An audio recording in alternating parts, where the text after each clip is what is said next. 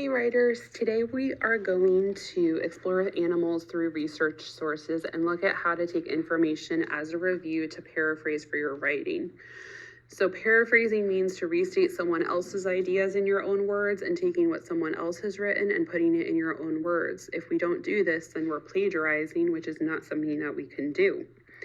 So you paraphrase by rewording and replacing words with phrases with different synonyms when possible. You rearrange the sentence. This is what I do most often myself when I paraphrase someone else's work. I change the structure of the sentence and ideas. I realize that names, dates, and titles can't be changed, but I can restate them in a rearranged sentence, and I can recheck to make sure that the paraphrase has the same meaning as the original text.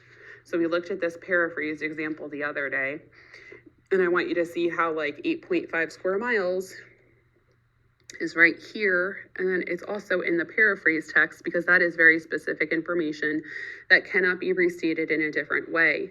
You'll see that the person who paraphrased the text didn't use synonyms, so they did not what we call reword the sentence, but there are ways that maybe I could have done that by looking through dictionary.com and going to the thesaurus section and doing including a synonym for plentiful or damaged, but there was a lot of rearranging that was done.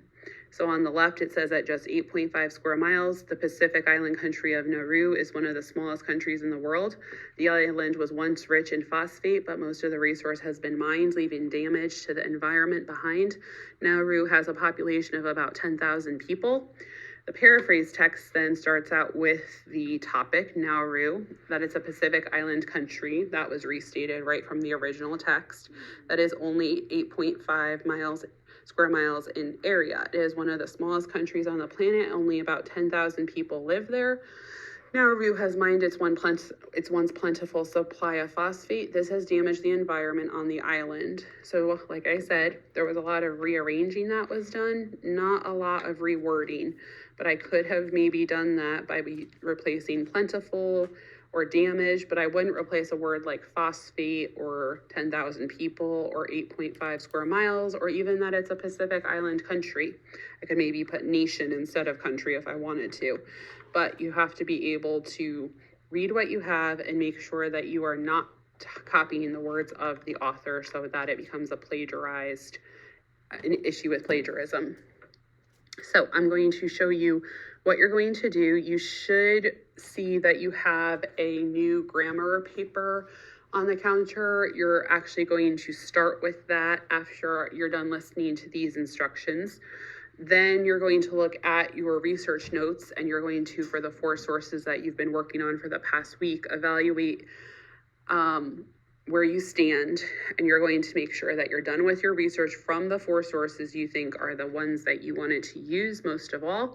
But I think that as you start highlighting, like others have started to realize, that you will not have an equal amount of information across all of these topics. So if I only have 2 details for life cycle, you better believe I have to go find more information from a 5th source about life cycle.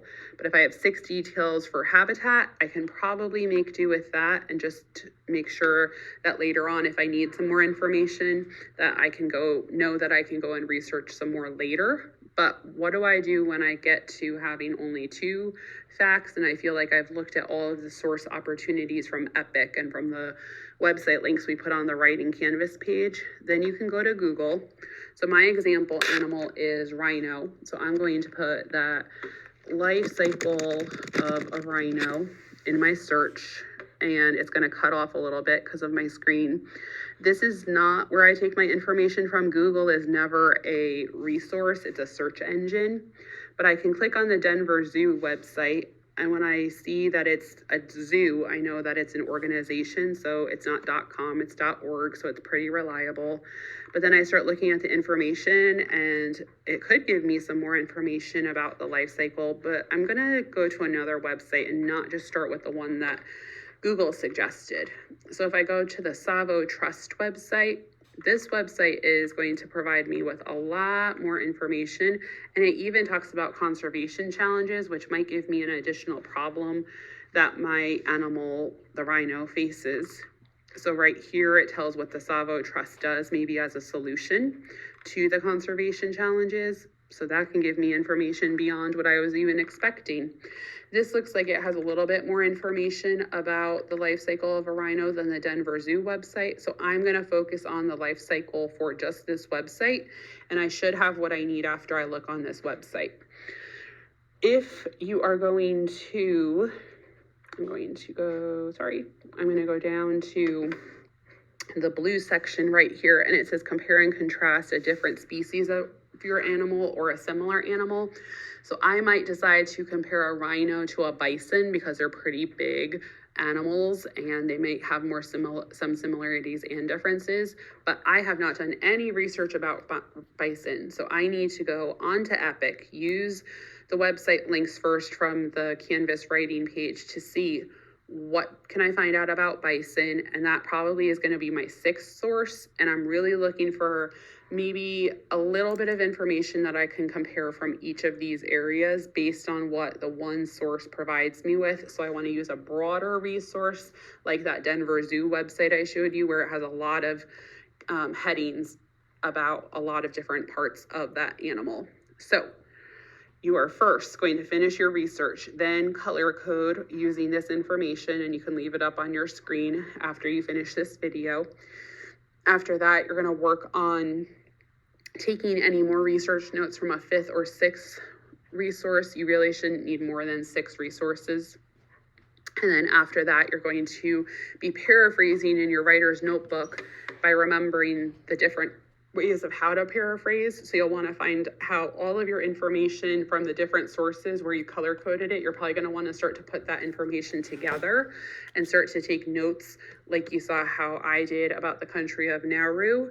And that should take up basically your time. Tomorrow, you're going to turn in your research to me with whatever point you're at, since you're getting an additional day to finish it up. And then we're going to work on talking through how do I take all of my research and turn it into body paragraphs using different text structures for the rest of the week.